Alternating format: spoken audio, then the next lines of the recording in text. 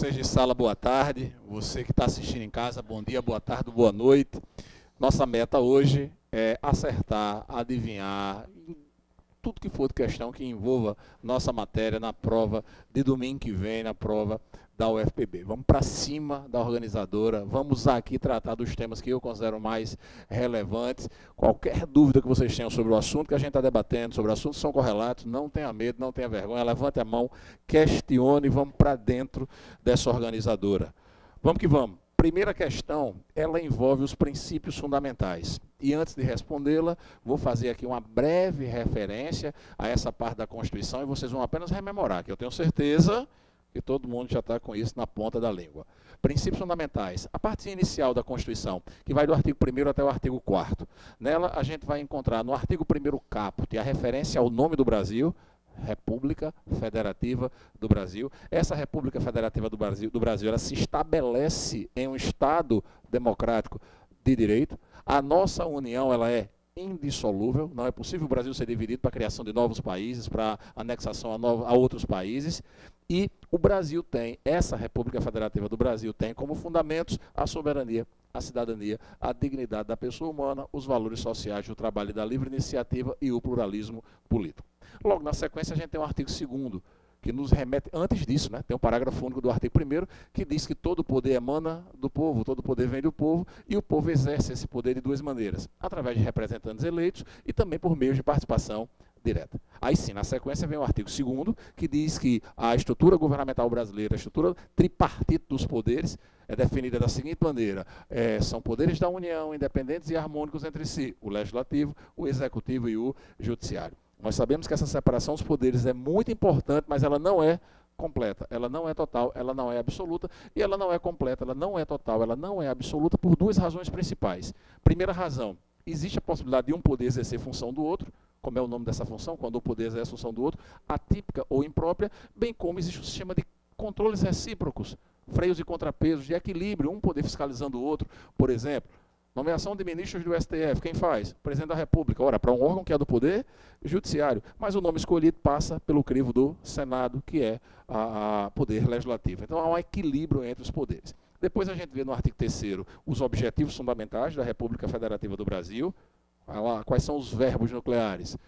Construir, garantir, erradicar, promover, reduzir, são esses os verbos. Construir uma sociedade livre, justa e solidária, garantir o desenvolvimento nacional, erradicar a pobreza e a marginalização e reduzir as desigualdades sociais e regionais e promover o bem de todos, sem preconceito de origem, raça, sexo, cor, idade e qualquer outra forma de discriminação. E fechando, nós temos os princípios que regem as relações internacionais de que o Brasil faz parte. São 10 princípios que norteiam a atuação do Brasil na comunidade internacional. Desses 10, a gente pode fazer menção a 4 deles como sendo relacionados à soberania. Quais são os 4 princípios internacionais relacionados à soberania? Independência nacional, igualdade entre os Estados, autodeterminação dos povos e não intervenção. 3 tem relação com a paz, defesa da paz, solução pacífica dos conflitos, repúdio ao terrorismo e ao racismo. E 3 tem a ver com questões humanitárias, prevalência dos direitos humanos, cooperação entre os povos para o progresso da humanidade e concessão de asilo político. Cuidado. Ao mesmo tempo que eu falo aqui, porque pela repetição eu já memorizei todos eles, vocês não terão propriamente que memorizar os fundamentos, os objetivos fundamentais e os princípios internacionais. Porém, esse é o cuidado, quando o teu olho bater nas alternativas, aí sim, você tem, recuperando a informação do que você estudou, saber quando é fundamento, quando é objetivo fundamental, quando é princípio que rege as relações internacionais. E a gente vai ver isso nessa primeira questão. Para fechar, o artigo 1º, o artigo 4º, perdão, dos princípios fundamentais, que envolve o título 1º, vai lá que cai essa questão, e eu vou ficar muito feliz no churrasco de comemoração, a gente comentando. No finalzinho do artigo 4º tem a seguinte informação: o Brasil buscará a integração econômica, política, social e cultural da América Latina. Com que objetivo? Formar uma comunidade latino-americana de nações. Um bloco estruturante para poder concorrer com a Europa, para poder concorrer com os Estados Unidos, para poder concorrer com a Ásia. É essa a intenção desse preceito. Fechamos rapidamente, então, a primeira parte da Constituição, os princípios fundamentais. Vamos para a questão. Primeiro, relativamente aos princípios fundamentais da Constituição Brasileira de 88, é incorreto afirmar que, aqui já vai a primeira dica em relação ao que você vai fazer no dia da tua prova. Pegou uma questão, qualquer que seja a questão, qualquer que seja a matéria, pediu a incorreta, escreva do lado, errada. O que quer é a errada. Incorreta parece com correta, foneticamente parece. E às vezes você, tão direcionado ali, às vezes cansado já, vendo cinzas, doido para ir embora, quando lê a alternativa A e se ela estiver redonda, você tende a marcá-la. Mas se ela estiver redonda, ela está certa. E o que o enunciado pediu foi a errada. Então, incorreta, anota do lado, errada, vamos buscar a alternativa errada. Letra A. A República Federativa do Brasil buscará a integração econômica, política, social e cultural dos povos da América Latina, visando a formação de uma comunidade latino-americana de nações. Ctrl+C, Ctrl+V, parágrafo único do artigo 4º, isso está correto. Letra B, a República Federativa do Brasil tem como fundamentos a soberania, a cidadania, a dignidade da pessoa humana, os valores sociais do trabalho e da livre iniciativa e o pluralismo político também.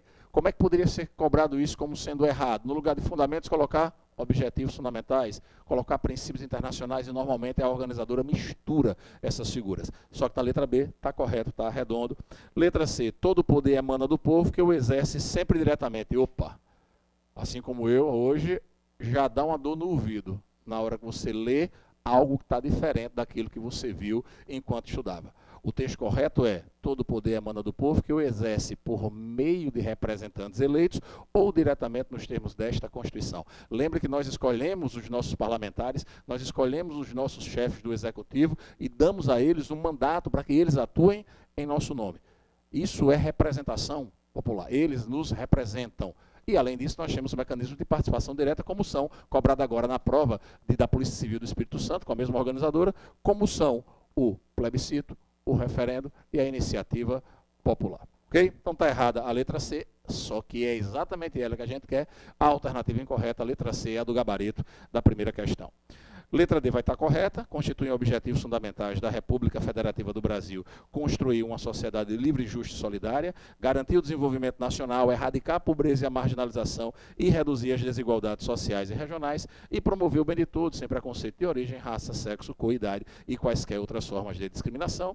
Letra E, a República Federativa do Brasil rege-se nas suas relações internacionais pelos seguintes princípios: independência nacional, prevalência dos direitos humanos, autodeterminação dos povos, não intervenção, igualdade entre os Estados, defesa da paz, solução pacífica dos conflitos, repúdio ao terrorismo e ao racismo, cooperação entre os povos para o progresso da humanidade, concessão de asilo político. Então, essa primeira questão, ela traz nas suas 5 alternativas o texto que a gente encontra exatamente no grupo que vai do artigo 1º até o artigo 4º. Você mata qualquer questão sobre esse assunto só com essa questão. Na tua prova, você mata revisando só com essa primeira questão. E qual foi a dica em relação ao dia da prova? Nós vamos fazer esse misto hoje, conteúdo e dicas sobre como você se comportar na prova. Onde pedir a incorreta, escreva do lado, errada. É a errada que a organizadora está querendo. Primeira questão, resolvida.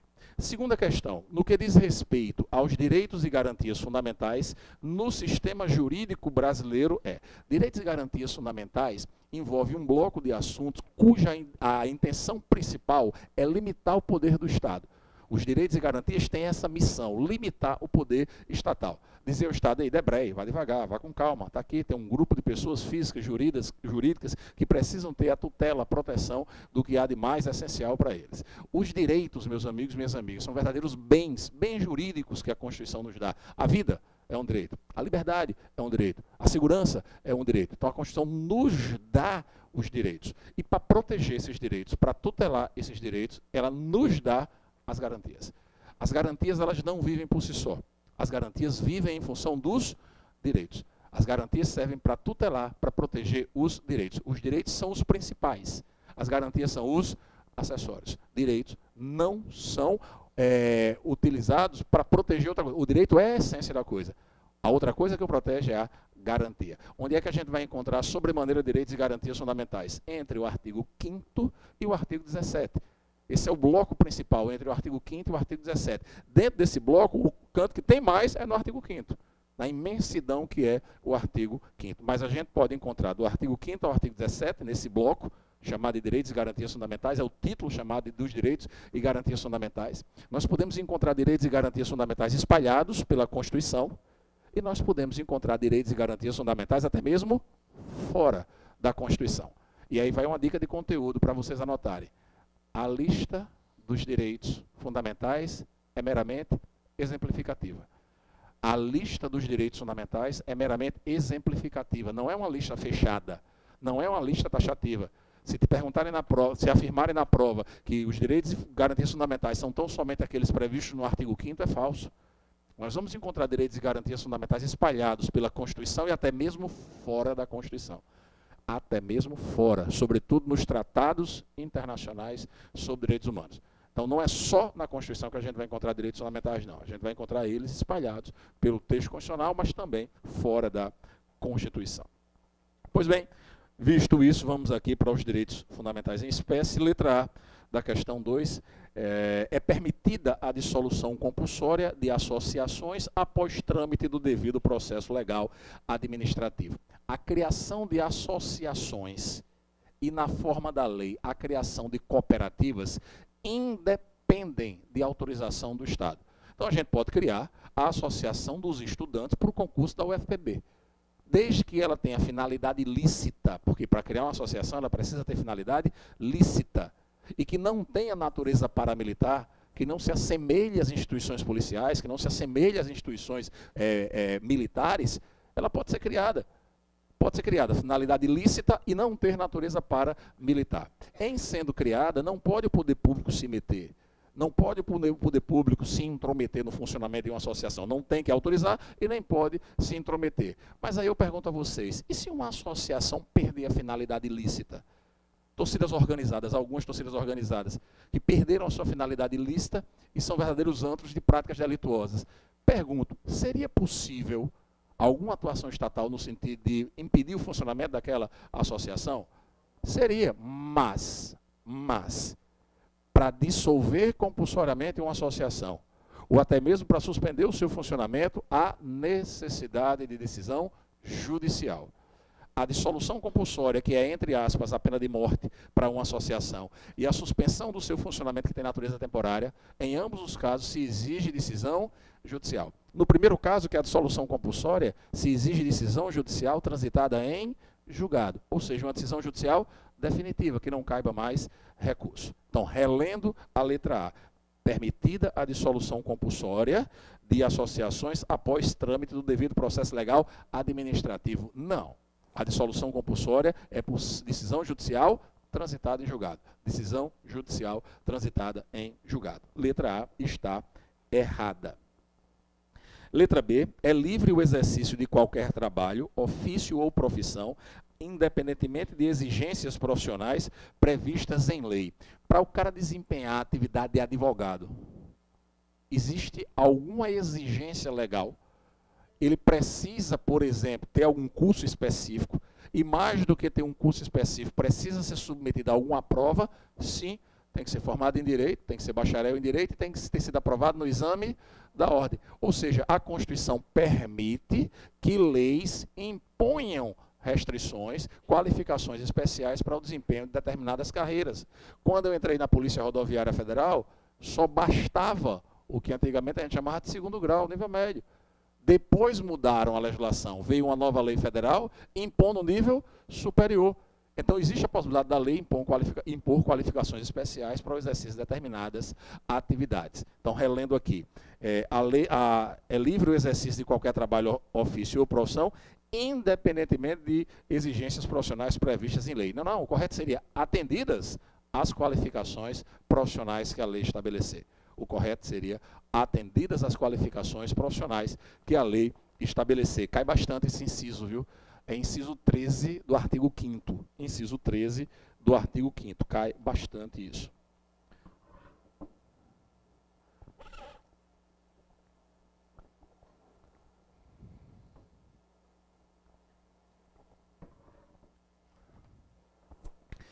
Sigamos. Letra C.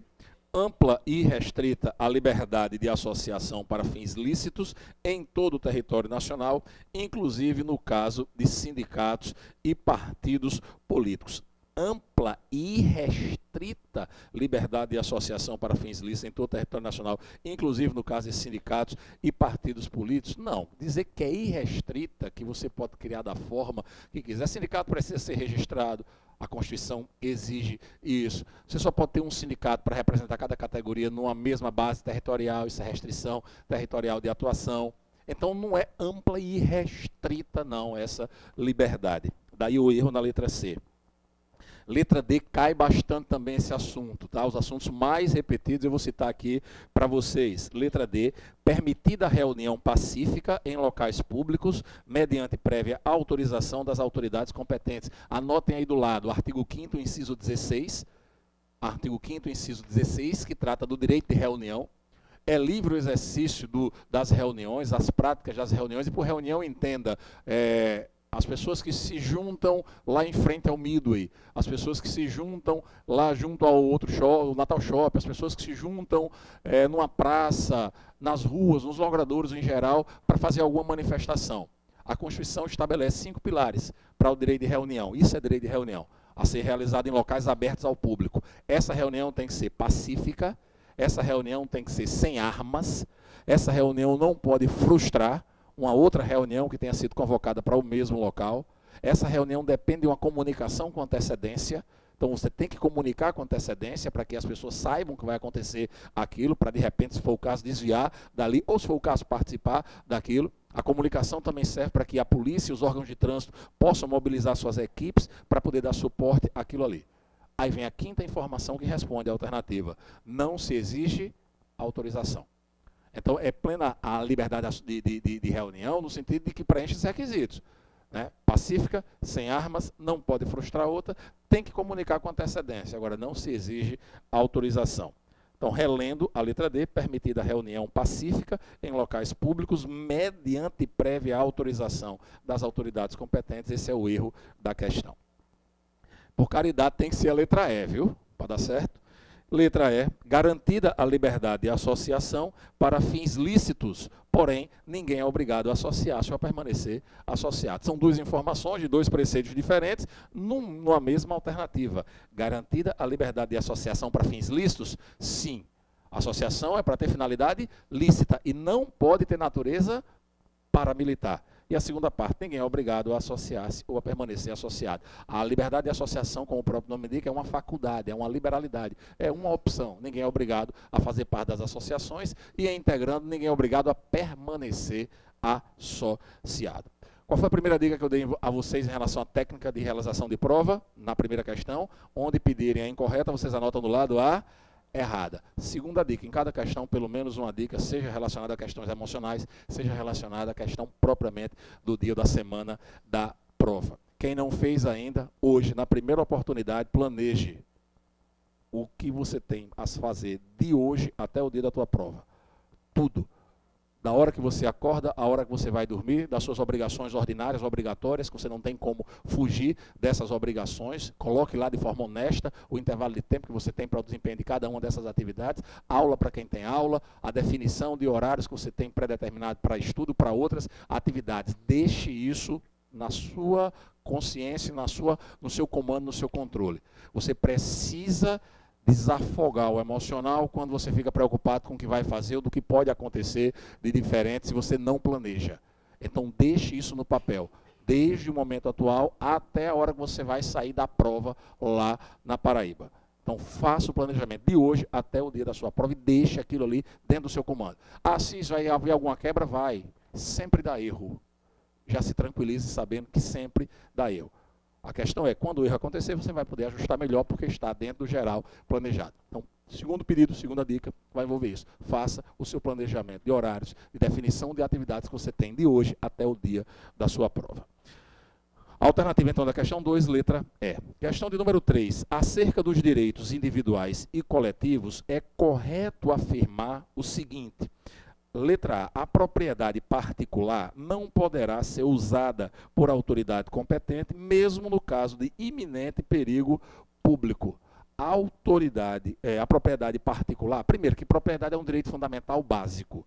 Né? Vida, liberdade, igualdade, segurança e propriedade. São os 5 direitos fundamentais básicos do artigo 5º. Agora, mesmo sendo um direito fundamental, não tem natureza absoluta. Então, imagine aí, eu assisto policial rodoviário federal, diante de uma diligência, de uma ocorrência qualquer, estou perseguindo alguém que cometeu um crime e estouro os 2 pneus da minha viatura. Vem passando você no seu carro. Eu posso requisitar o seu carro? Posso requisitar o seu carro. Supremacia do interesse público em relação ao interesse privado. A Constituição permite, inclusive, isso. Agora, o que é que ela vai dizer? Ela vai dizer que você terá direito à indenização posteriormente, a palavra que ela usa é ulterior, indenização ulterior se houver dano. Então vejam que o que se indeniza não é o uso, o que se indeniza é o dano. De modo que se a questão da tua prova disser que não houve dano, não há indenização. Então, relendo a questão, a propriedade particular não poderá ser usada por autoridade competente, mesmo no caso de iminente perigo público. No caso de iminente perigo público, a autoridade poderá usar a propriedade particular, assegurado ao proprietário indenização ulterior, posterior, se houver dano. Lembre sempre que tem que haver dano para ter indenização. Está errada a letra A nos termos do artigo 5º, inciso 25, que também é muito cobrado. Muito cobrado, muito cobrado. Inciso 25. Letra B. A prática do racismo constitui crime inafiançável, imprescritível, sujeito à pena de detenção nos termos da lei. Primeiro, considere que quem legisla sobre direito penal, processual penal, necessariamente é a União. É competência privativa da União legislar sobre esses e outros assuntos. E aí, como o presidente da República não pode elaborar medida provisória sobre direito penal na perspectiva mais punitiva, mais severa, a Constituição vai fazer, na análise sistemática da Constituição, ela vai nos dizer que quem tem que fazer isso é o Congresso Nacional. Então é por meio de lei federal que vai se dispor sobre direito penal e direito processual penal. Só que a Constituição dá um recado para o Congresso. É como se a Constituição dissesse, olha, quando você, Congresso, for fazer leis sobre determinados crimes, dê um tratamento mais rigoroso. O que eu vou dizer para depois vocês consultarem, artigo 5º, incisos 42, 43 e 44. Artigo 5º, incisos 42, 43 e 44. Anotem aí, depois vocês consultem em casa para consolidar a informação. Existem dois grupos delituosos que são esquematizados da seguinte maneira. Alguns crimes são inafiançáveis e imprescritíveis, outros crimes são inafiançáveis e insuscetíveis de graça ou anistia.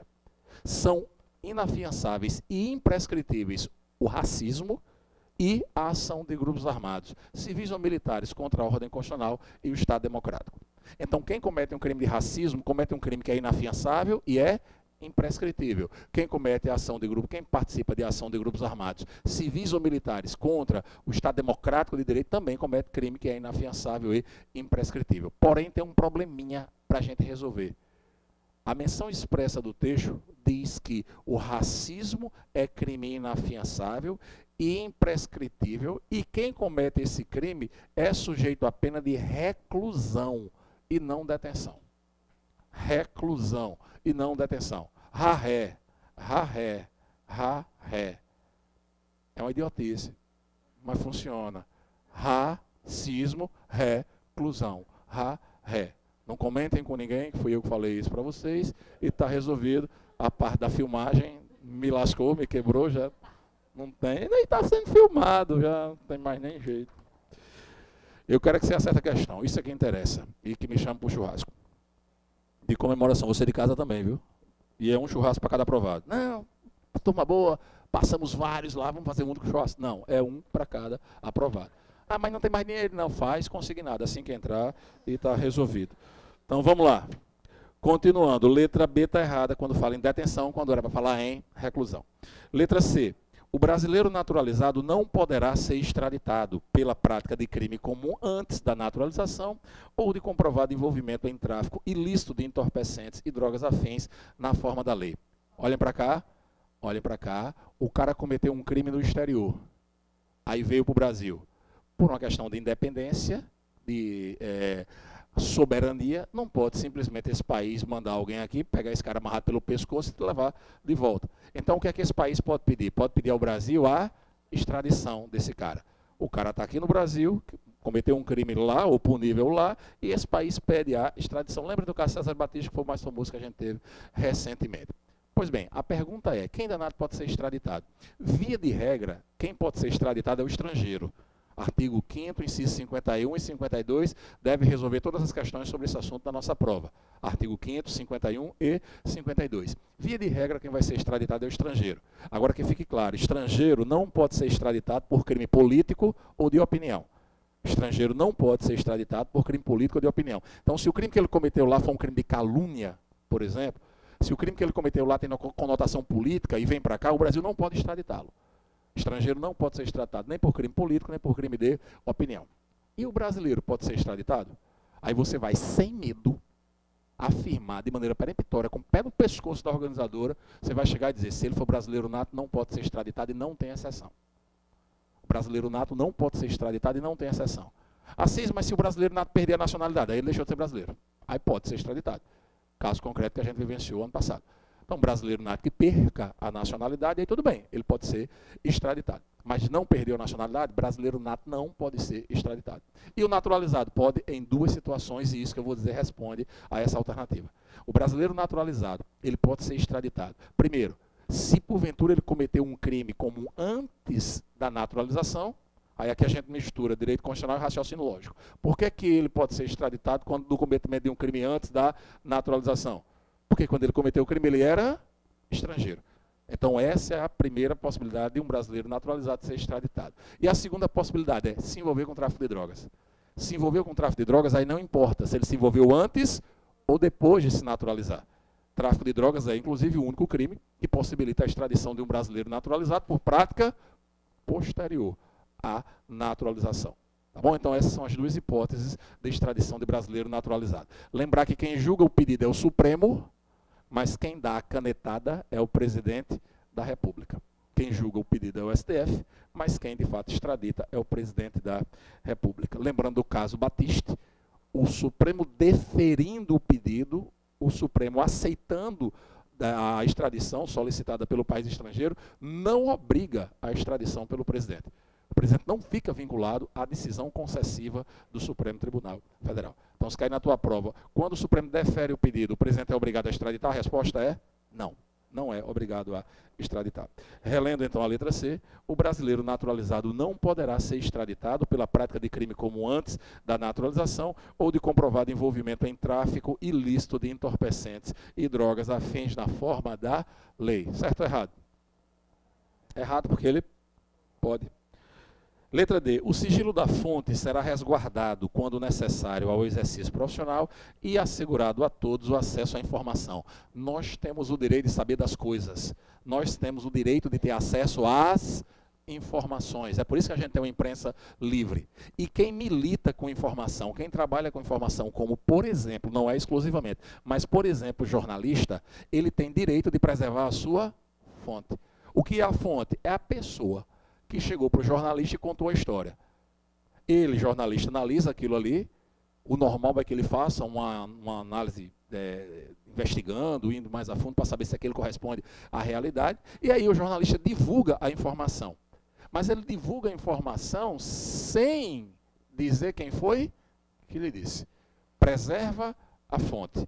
Ele diz a notícia sem dizer quem trouxe a informação. Assim, isso é a mesma coisa que anonimato. O anonimato é proibido pela Constituição. Não é a mesma coisa que o anonimato. Não é porque a proibição do anonimato tem um intuito principal. Qual é o intuito principal de proibir o anonimato? É possibilitar a responsabilização pela fala de alguém. Nesse caso, o jornalista protege a fonte, mas ele traz para o peito dele a responsa. O jornal também se responsabiliza por aquilo que foi divulgado. Então, não há propriamente anonimato. Não há, na verdade, anonimato aqui. Existe sigilo da fonte que é permitido pela Constituição. Letra D, alternativa correta. O sigilo da fonte será resguardado, quando necessário, ao exercício profissional, sim, e assegurado a todos o acesso à informação. É uma outra coisa que a Constituição estabelece de dado. Letra E. O sigilo das informações imprescindíveis à segurança da sociedade e do Estado não excepciona, aqui é o cerne da questão, não excepciona o direito do indivíduo de receber dos órgãos públicos informações de interesse particular ou de interesse coletivo ou geral, devendo ser prestadas no prazo da lei sob pena de responsabilidade. Nós temos o direito de pedir informações de nosso interesse particular ou de interesse coletivo ou geral junto à administração pública. Essas informações devem ser prestadas no prazo da lei sob pena de responsabilidade. Porém, nós não temos direito de saber de tudo. Nós não temos o direito de saber de tudo. Existem informações, o início da alternativa, existem informações que são imprescindíveis à segurança da sociedade e do Estado. Essas informações podem muito bem ser carimbadas com o sigilo. Tu imagina o que seria o cara que é presidiário em Alcaçuz, fazer um requerimento ao diretor do presídio, pedindo para que seja fornecido a ele a planta baixa daquela instituição de recolhimento humano. Óbvio que não tem que ser fornecido. ainda que seja do interesse dele, óbvio que não tem que ser fornecido. Então, nós não temos o direito de saber de tudo. Tem informações que têm natureza restrita. Quando diz, então, a letra E, que não excepciona o direito, excepciona sim. Excepciona sim. Essas informações são sigilosas, o cara não vai ter o direito de acessar. Então, ficamos na questão 3, alternativa correta, letra D de dado. Terceira dica, em relação a essa nossa caminhada até o domingo de prova. Qual é a pior coisa que pode acontecer para vocês nessa prova de domingo? Como resultado? A não aprovação. O que é isso? É o fim do mundo? Então pronto. Para que você passe, para que você tenha condições efetivas de passar, você precisa saber, você precisa ter a consciência de que se não passar, isso não é o fim do mundo. Para que você tenha condições de chegar bem, concorrendo como vocês vão chegar, para buscar a sua aprovação, você precisa saber que se não passar, isso não é o fim do mundo. Passar em concurso público é muito bom. Ser aprovado no concurso público, ingressar numa carreira pública, ter a estabilidade, ter a remuneração, é muito bom, mas está longe de ser a coisa mais importante da tua vida. Está longe de ser a coisa mais importante da tua vida. Eu estou há 25 anos na Polícia Rodoviária Federal, tive a péssima... Estava no canto errado, no local errado, de ver um colega meu se matando. O índice de suicídios que a gente tem, por exemplo, hoje no âmbito policial, é muito alto. De pessoas que lutam muito para chegar lá e, de repente, não tem uma base para achar que aquilo ali era a solução da vida dela. Não é. Não é. Existe coisa muito mais importante da tua vida. Então, para que você tenha essa tranquilidade, para chegar concorrendo no domingo, saibam que a pior das hipóteses é a não aprovação, isso não vai ser o fim da sua vida. A jornada continua. Com isso, você não vai baixar a tua guarda. Ah, não, então tá bom, eu vou deixar. Não, você vai chegar com o pé no pescoço para ser aprovado. Mas sabendo que se não der, isso não é o fim do mundo. Tá bom? Vamos seguir. Questão de número 4. Nos termos da Constituição Federal, é correto afirmar. Letra A. Não há crime sem lei anterior que o defina, nem pena sem prévia combinação. Legal. Já contei essa história, é verdade, né, do meu filho. Vou até, para provar isso, hoje eu vou provar não, né, não vai provar em foto. Mas eu vou postar uma foto que eu recebi dele hoje, das antigas. Tem 13 anos, o cara falando das antigas, vocês vão ver a cara de bonzinho do rapaz, eu vou postar nos stories como se fosse esse TBT, sei lá o nome, que se dá. Cheguei em casa, ele tinha destruído a sala jogando bola. Ele tinha 8 anos, 7 anos de idade. Foi isso, meu filho, pelo amor de Deus. Aí ele disse, um futebolzinho aqui. Eu disse, pai, esse estava disputado, papai. Disse, com quem? Não sozinho, mas estava bem disputado. Quebrou uma de coisas, vamos esconder que sua mãe quando chegar vai brigar com a gente, bota para baixo do tapete, aquela coisa toda. Mas infelizmente eu vou ter que lhe punir. Você vai passar 15 dias, 2 semanas sem jogar futebol. Aí ele olhou para mim e disse, você não tinha me dito antes que se acontecesse isso, eu ia passar 15 dias sem jogar futebol. Ele olhou para mim e disse, não há crime sem lei anterior que o defina, nem pena sem prévia combinação legal. Foi isso que meu filho disse. Para ter o crime tem que ter lei. Para ter a pena ela tem que estar prevista na lei. E tem que estar previsto antes do fato. Relendo a letra A, não há crime sem lei anterior que o defina, nem pena sem prévia combinação legal. Combinar a pena é estabelecer a pena, é definir a pena. Letra A é a alternativa correta. Essa é a alternativa correta. E essa lei tem que ser lei federal, tá? Essa lei tem que ser lei federal. Lei municipal não pode estabelecer crime. Lei estadual não pode estabelecer crime. Letra A, alternativa correta da questão 4. Letra B, a todos é assegurado, mediante o pagamento da respectiva taxa, o direito de petição aos poderes públicos em defesa de direitos e contra a ilegalidade ou abuso de poder. Esqueça se algum dia você requereu alguma coisa junto à administração pública e teve que pagar para poder aquilo ali acontecer. Esqueça se algum dia você requereu uma certidão e teve que pagar para poder receber. Para a prova você vai levar informação que o direito de peticionar, de solicitar, de requerer, de representar, de enredar, de fuxicar na administração pública, o direito de requerer certidões, de receber certidões, é exercido independentemente do pagamento de taxas.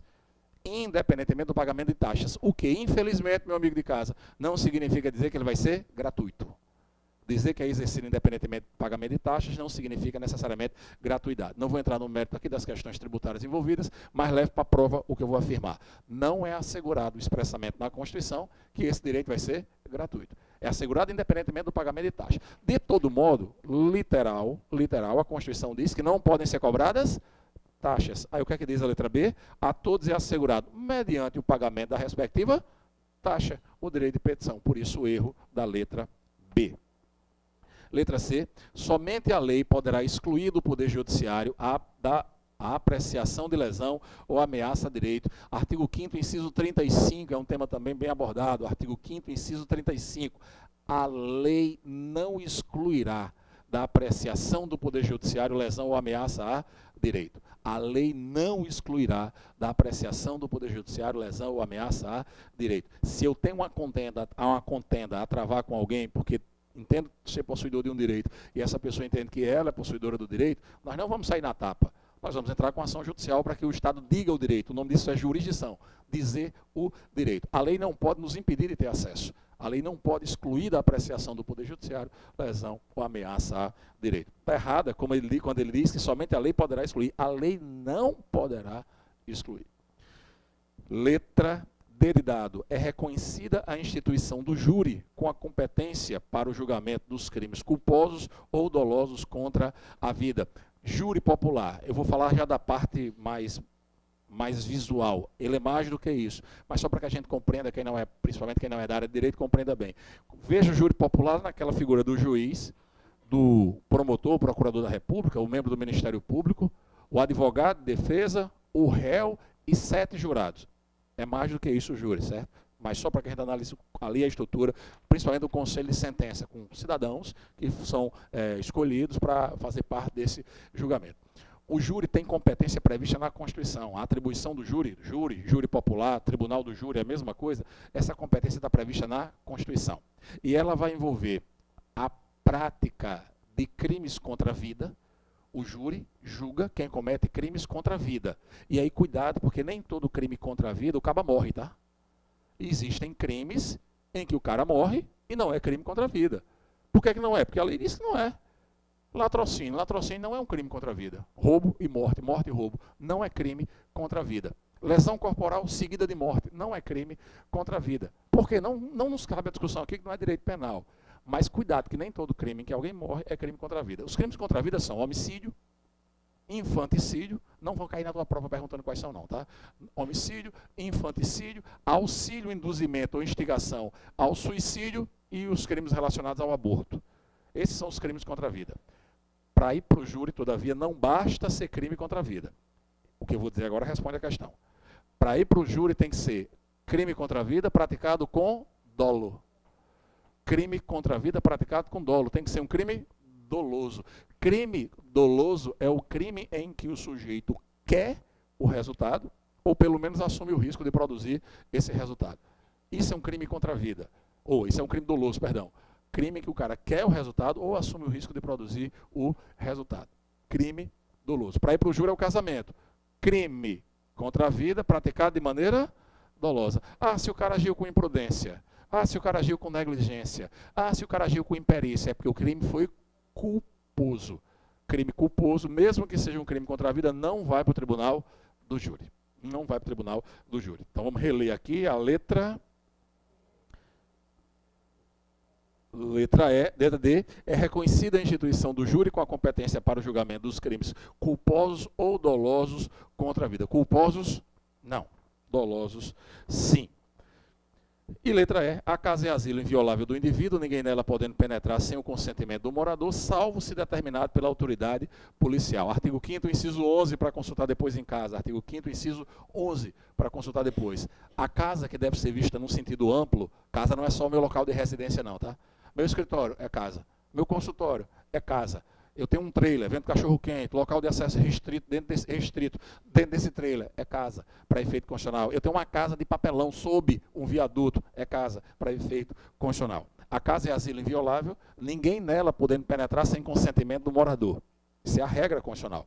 Para alguém entrar na casa de outrem, ou para permanecer na casa de outrem, precisa de autorização do consentimento, da permissão dessa pessoa, do morador, sob pena de cometer crimes. Mas como não há direito fundamental absoluto na sua essência, a Constituição traz 4 exceções. A Constituição diz, é de fato asilo inviolável, mas tem ressalvas. Primeira ressalva, flagrante delito. Então, em razão do cometimento de crimes. Segunda ressalva, desastre. Terceira ressalva, para prestar socorro a alguém. Quarta e última ressalva, Com ordem judicial. Com mandado, com deridado judicial. Com autorização judicial. As três primeiras hipóteses, flagrante, desastre, prestação de socorro, são absolutamente imprevisíveis. Não tinha, então, a Constituição como predeterminar o horário. Já a quarta, ela é controlável por ordem judicial. E aí, para proteger o repouso noturno, foi que a Constituição diz que, no caso de determinação judicial, tem que ser durante o dia. Então, flagrante, desastre, prestação de socorro, a qualquer hora. Por ordem judicial, só durante o dia. De todo modo, o que é fato é que não existe a previsão de autorização de autoridade policial, como disse a questão. Letra E, a casa é asilo inviolável do indivíduo, ninguém nela podendo penetrar sem o consentimento do morador, salvo se determinado pela autoridade policial. Não existe essa ressalva. Oi.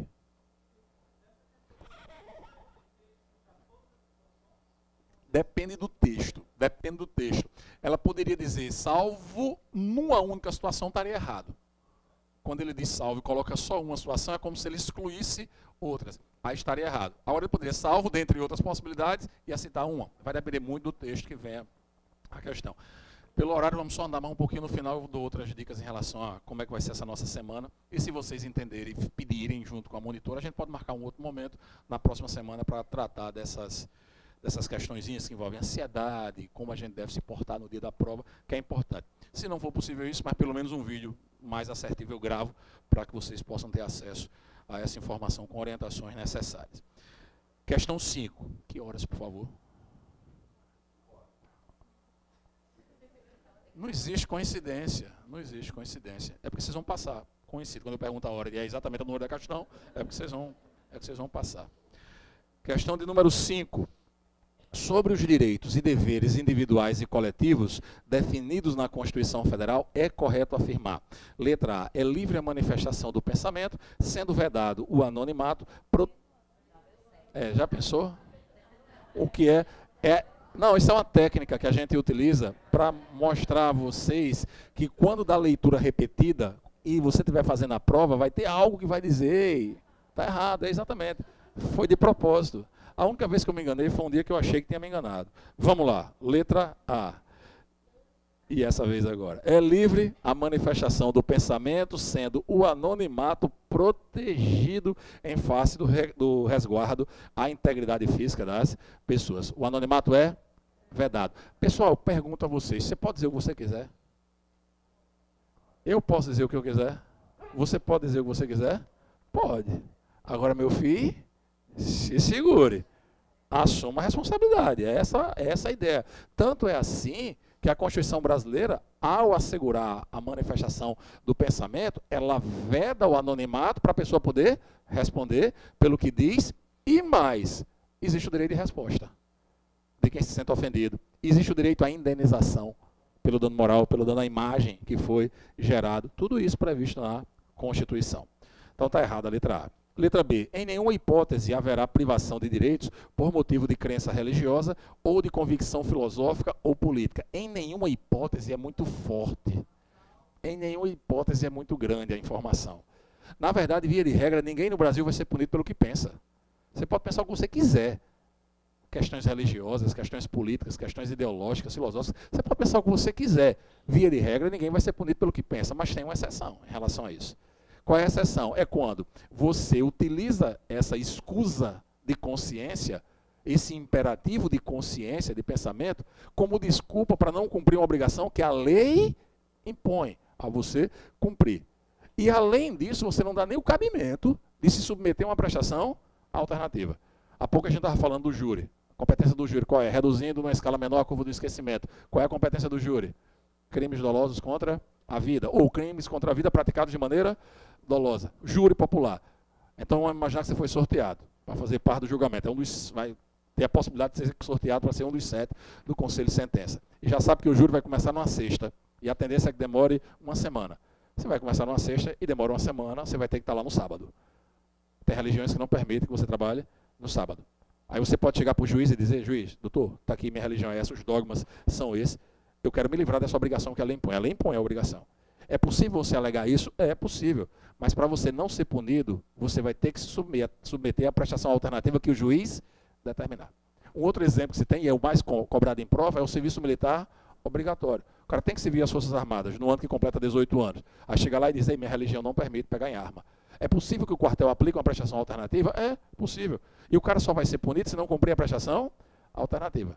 Aí sim, ele vai ser punido, não vai poder fazer concurso público, não vai poder ter acesso aos documentos, vai ter uma privação dos direitos políticos. O erro da letra B é dizer que em nenhuma hipótese haverá a privação, quando ele não cumprir a obrigação principal, nem a prestação alternativa. Letra E está errada. Letra C. A expressão de atividade artística é livre, salvo nos casos em que a lei prevê a necessidade de licença específica. Lembrem que você está estudando o texto constitucional.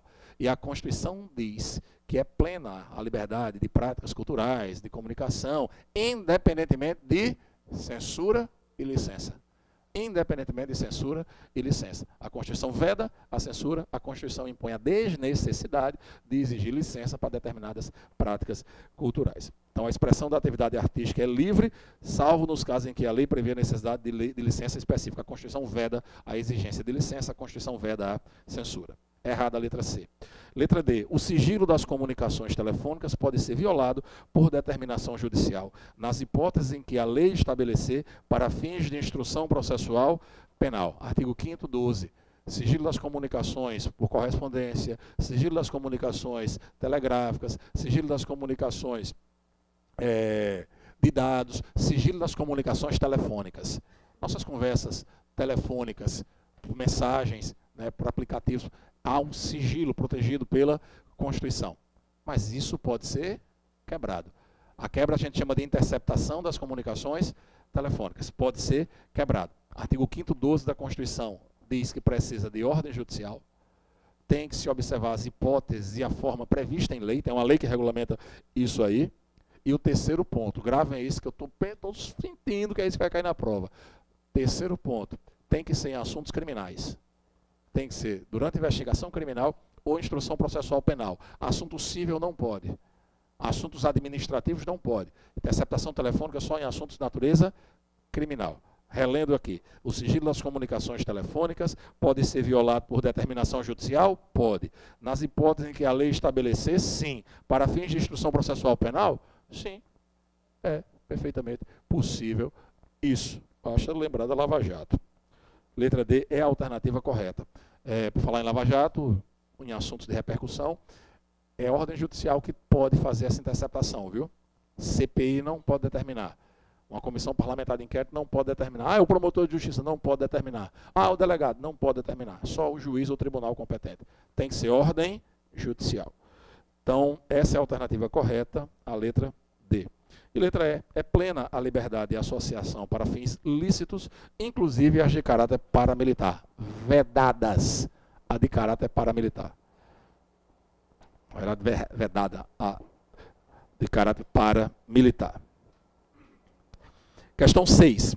Ficamos qual correta na 5? D de dado. Questão 6. Sobre os direitos e deveres individuais e coletivos previstos na Constituição Federal, é correto afirmar, ainda artigo 5º, letra A, é livre a locomoção no território nacional a qualquer tempo, podendo qualquer pessoa, nos termos da lei, dele entrar, permanecer ou dele sair com seus bens. De fato, nós temos a liberdade de locomoção no Brasil, podendo a gente entrar, podendo a gente sair do Brasil, se locomover aqui no país com os nossos bens. Só que isso não é em qualquer tempo, não. Essa liberdade maior de deslocamento interno, de entrada e de saída, é quando a gente estiver em períodos de paz. Se o Brasil estiver sob guerra, se o Brasil estiver em guerra declarada, esse direito ele é restringido. Então, o erro da questão é falar a qualquer tempo. Substitua a qualquer tempo por em período de paz, aí está correto. A Constituição fala em tempo de paz. Letra A está errada. Letra B, a criação de associações e na forma da lei de cooperativas depende de autorização? Não, é independe, e aqui vai uma dica muito comum, muito importante, de atenção. Você tem que estar centrado, você tem que estar focado naquilo ali. Esqueça calor, eu não consigo, consegue, foca, direciona, se olhar para aquilo. Em provas de texto normativo, em que muitas das vezes a organizadora vai se abraçar com a literalidade do texto, é comum tirar letrinhas, colocar palavras, colocar letrinhas, adicionar informações que às vezes passa desapercebido. Depende, parece muito com independe. Então, cuidado.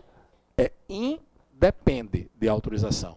Independe. Às vezes você vai ter questões que eles mudam vinculada por desvinculada. Então, cuidado com essa questão de alteração curta dessas palavras. Então, está errada a letra B.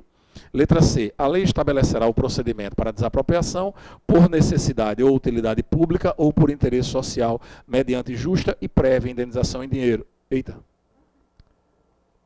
Indenização que poderá ser em dinheiro ou títulos do governo. Considerando o que está escrito no artigo 5º, ele não menciona títulos do governo. Ainda que lá na frente haja essa possibilidade, mas nós não vamos recorrer da questão, não. O texto constitucional diz que é possível a desapropriação. A desapropriação ela vai se dar ou por necessidade, ou por utilidade pública, ou por interesse social, é o caso da reforma agrária, mediante justa e prévia indenização em dinheiro. Salvo os casos previstos na Constituição. Então, via de regra, a indenização justa prévia aí em dinheiro. Quando ele menciona que estaria, porque o enunciado da questão remete ao artigo 5º, que estaria no artigo 5º a previsão de títulos do governo, aí está errado. Existe até a possibilidade de indenização com títulos. Reforma agrária não indeniza com dinheiro, a não ser as benfeitorias úteis e necessárias. Ela vai indenizar com títulos da dívida agrária. Mas isso não está no artigo 5º. E olha o enunciado da questão sobre os direitos e deveres individuais e coletivos, que é o artigo 5º. Está errado a letra D. A letra E. Letra C. O juízo. Letra D. No caso de iminente perigo público, questão repetida, a autoridade competente poderá usar de propriedade particular assegurada ao proprietário indenização ulterior se houver dano. Pronto, essa é a alternativa correta. Vocês vão ver muito isso quando da preparação para a prova, questões se repetindo. Essa é a alternativa correta, letra D de dado. E letra E. São asseguradas, nos termos da lei, a proteção às participações individuais em obras coletivas e a reprodução da imagem e voz humanas, exceto nas atividades desportivas, inclusive nas atividades desportivas. Inclusive nas atividades desportivas. Questão 7. Considera as seguintes assertivas a respeito dos direitos e deveres individuais e coletivos. Primeiro item, são gratuitas as ações de habeas corpus e habeas data. Os remédios constitucionais são 6. Remédios são ações que visam proteger direitos. São 6 remédios constitucionais. E aqui eu vou falar o basicaço em 2 minutos. Por óbvio, a gente não teria tanto tempo para tratar disso. Habeas corpus visa proteger o quê? A liberdade de locomoção. Habeas corpus é para isso, para a proteção da liberdade de locomoção de qualquer pessoa e nem se exige advogado. Então você pode pegar, qualquer pessoa pode pegar um papel de enrolar prego e pegar um carvão e impetrar um habeas corpus escrevendo nele. Eu dava sempre o exemplo em sala de aula de habeas corpus poder ser impetrado em papel higiênico. Um cara impetrou há alguns anos um habeas corpus com papel higiênico. Não sei se era aluno nosso, enfim. Mas é possível. É possível. Então, não há formalidade excessiva e não se exige participação de advogado. Não se exige participação de advogado. Então, habeas corpus. Segunda é o mandado de segurança. É um tripé no estudo do mandado de segurança. Mandado com deidade, pelo amor de Deus. Um tripé. Primeiro, qual tipo de direito ele protege? Direito líquido e certo. É aquele que você não precisa rodear muito, não, para provar. Direito líquido e certo. É todo e qualquer direito líquido e certo? Não. O mandado de segurança tem natureza subsidiária. O que é essa natureza subsidiária? Ele não é a primeira arma. Você só vai usar mandado de segurança quando não for o caso de outras ações. Tanto que no texto constitucional diz que caberá mandado de segurança para proteger direito líquido e certo, não amparado por habeas corpus ou habeas data. A liberdade de locomoção é um direito líquido e certo. Você vai entrar com um mandado de segurança? Não, vai entrar com habeas corpus. Terceira ação. Aí terceiro ponto do tripé é quando o violador do direito for alguém que exerça a função pública. Só cabe mandado de segurança se o violador do direito é alguém que desempenha a função pública. Se ele não desempenha a função pública, não cabe a propositura do mandado de segurança. Quero ir para o show de Diogo Nogueira hoje. Ou o show de Reinaldo amanhã na Arena das Dunas. Aí vou lá, tem a prova no outro domingo. Aí chego lá para comprar o ingresso, a moça que está vendendo, o rapaz está vendendo lá o ingresso, olha assim no meio, como se fosse assim, olha no bichinho e diz, ei, então não vai fazer a prova não, domingo que vem, da UFPB? Aí você diz, vou fazer. E vai pro show hoje aqui, você está ficando doido? A prova é domingo que vem e você está aqui no show. Deixa eu ver que você não tem nada a ver com isso. Não, eu estou com dinheiro para comprar, você está com ingresso para vender, me venda. Aí eu acabei, eu não vou vender não. Só de ruim, eu não vendo. Ah, sim, bora para casa estudar, menino. Pergunto, você tem direito líquido e certo de comprar o ingresso? Sim. Esse direito é protegido por habeas corpus ou habeas data? Não me venha dizer que é protegido por habeas corpus, que estão impedindo o seu direito de ir para o show, por caridade. Não, não cabe. Habeas corpus nem habeas data. Você pode entrar com mandado de segurança? Não. Porque quem violou o seu direito não é alguém que desempenha a função pública. Para caber mandado de segurança, tem que preencher os 3 requisitos. Direito líquido e certo, não protegido por habeas corpus nem por habeas data, o violador, alguém que desempenha a função pública. Mandado de segurança coletivo, a mesma base de natureza coletiva, mas o ponto crucial, quem danado pode mover a ação. Aí a gente tem que memorizar. Partido político com representação no Congresso, organização sindical, entidade de classe,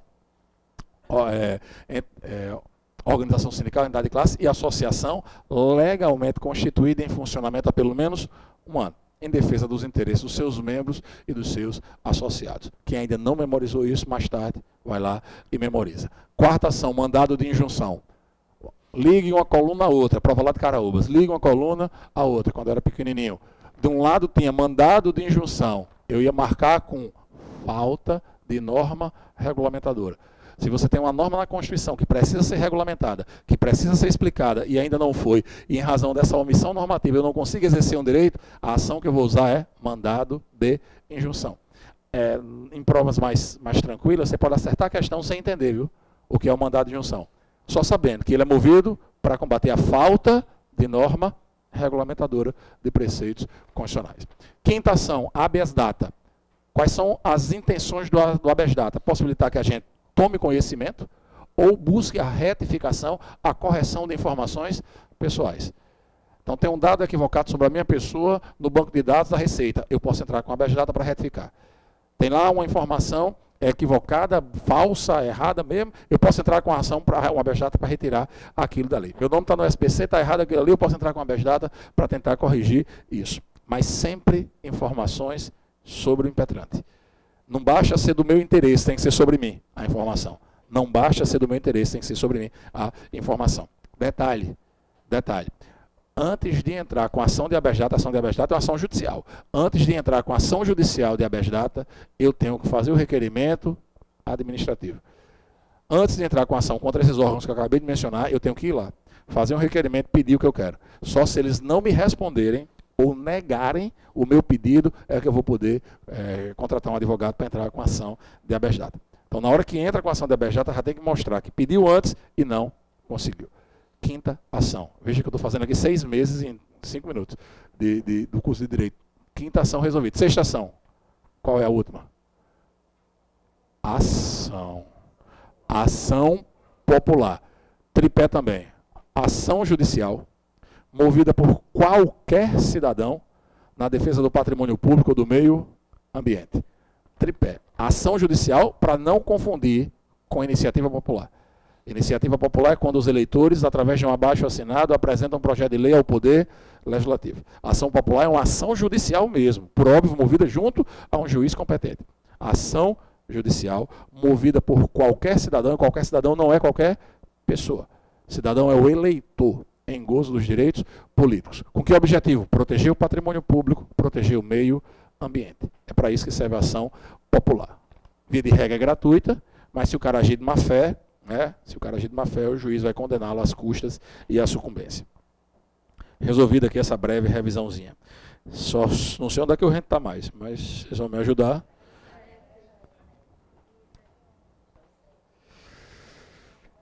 Item 1 das 7 são gratuitas as ações de habeas corpus e habeas data. Pronto, esse é um outro ponto que a gente precisa saber nos remédios constitucionais. Habeas corpus e habeas data são ações gratuitas, assim como os atos de cidadania.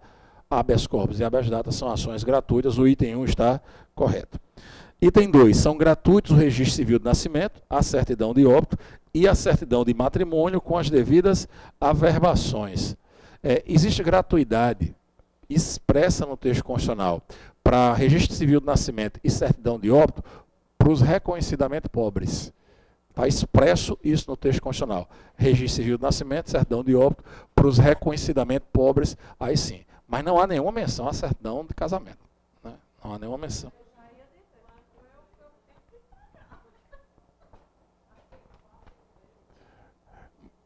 Como é? O inciso eu não sei não, mas é no 5º.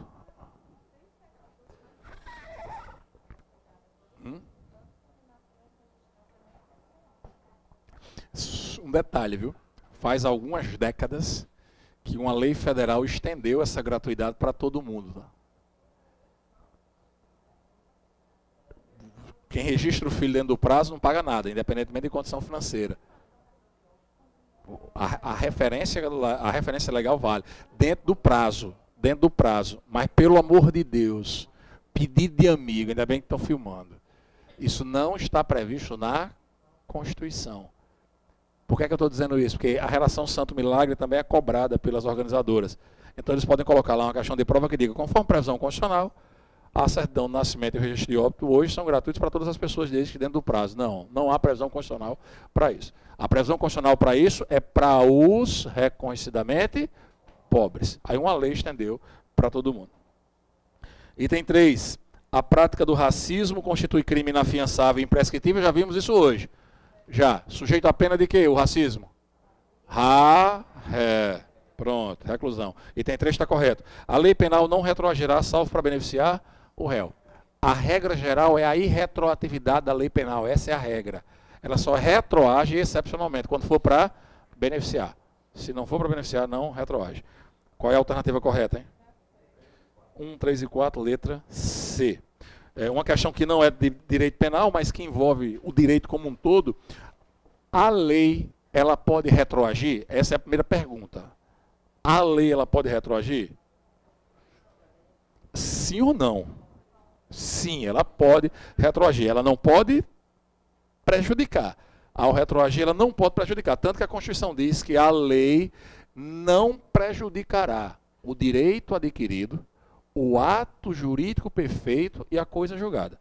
É como quem diz, ó, a lei pode voltar. Vamos imaginar agora a reforma previdenciária. Não é o meu caso, não. Gostaria muito que fosse, mas não é.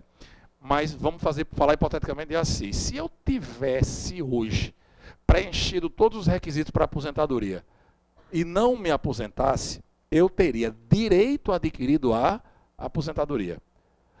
A lei nova pode voltar e me obrigar a passar mais tempo? Não, porque isso ela estaria me prejudicando.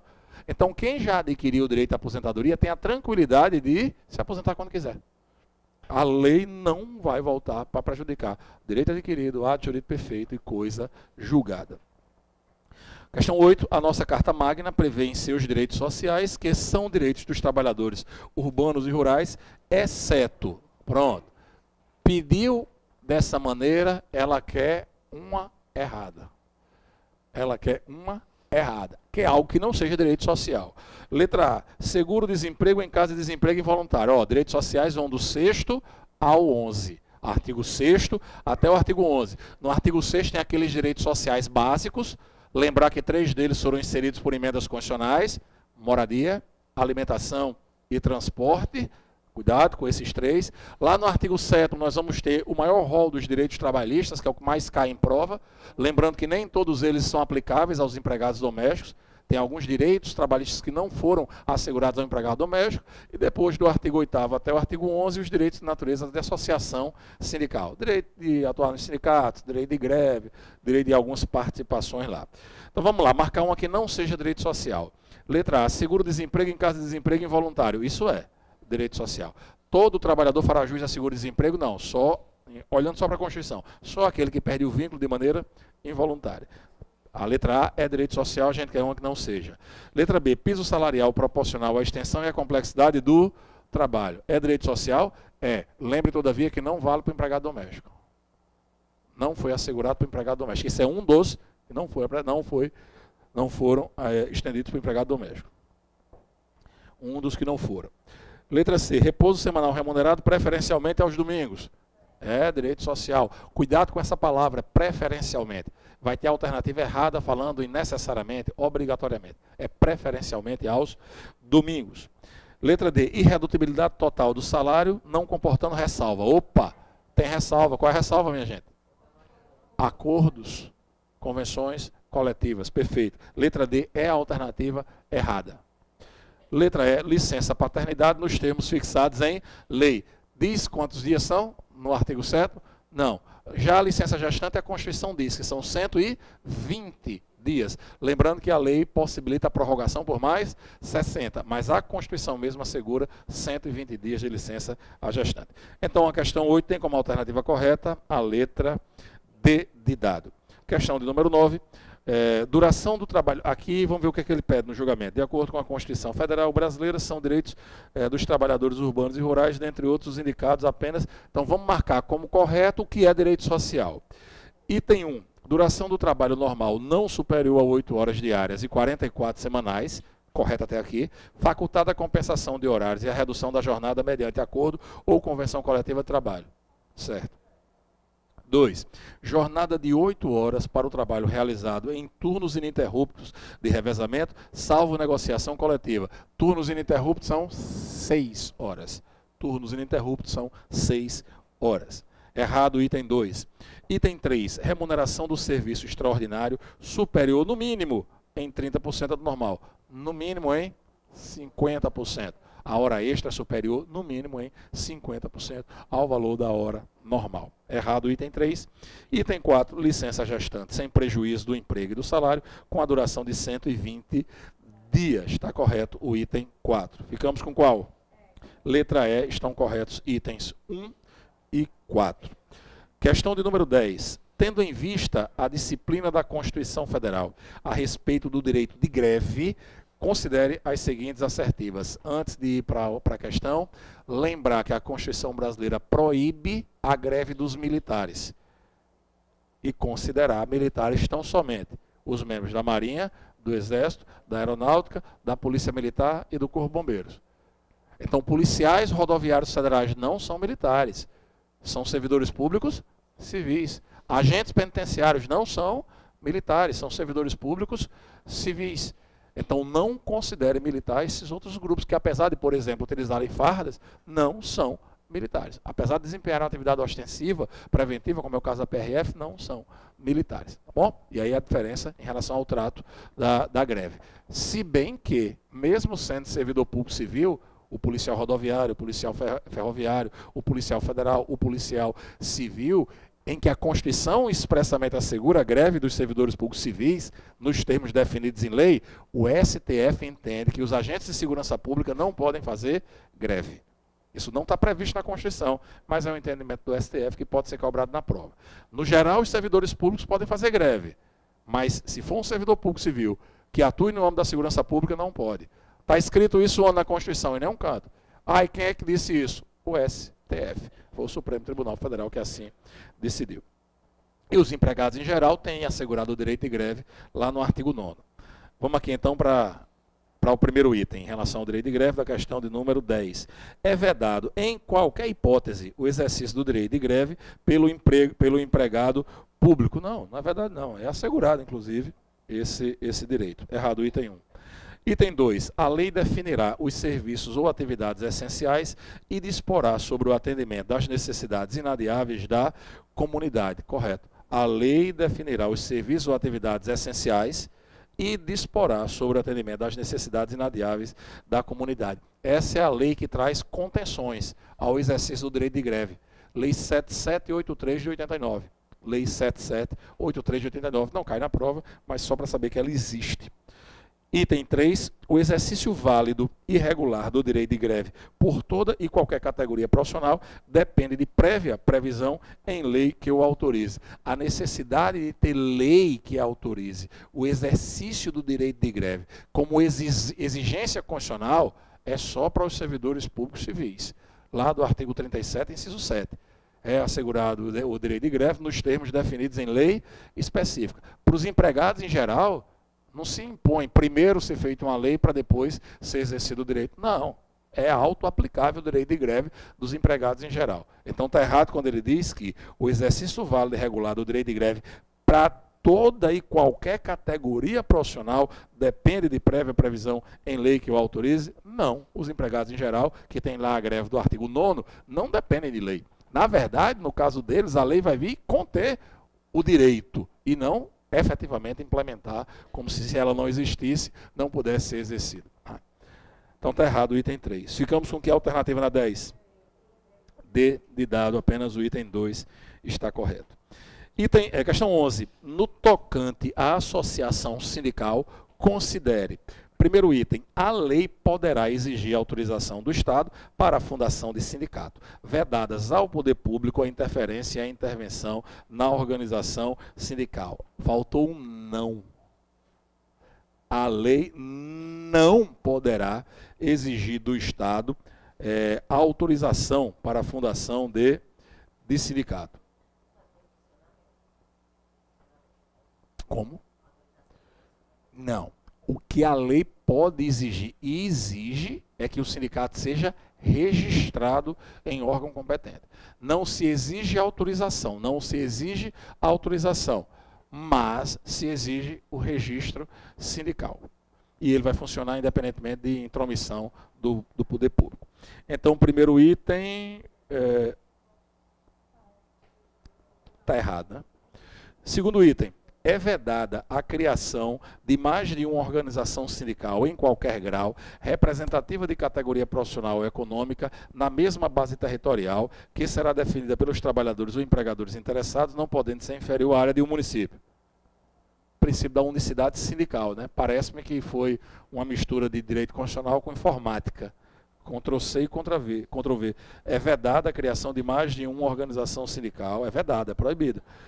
Em qualquer grau, representativa de categoria profissional ou econômica, na mesma base territorial essa que é definida pelos trabalhadores ou empregadores interessados, e base territorial essa que não pode ser inferior à área de um município. Não pode ter um sindicato do bairro do Alecrim e outro do bairro... Não pode ter sindicatos que têm uma base territorial menor do que o município. Pode até ser maior.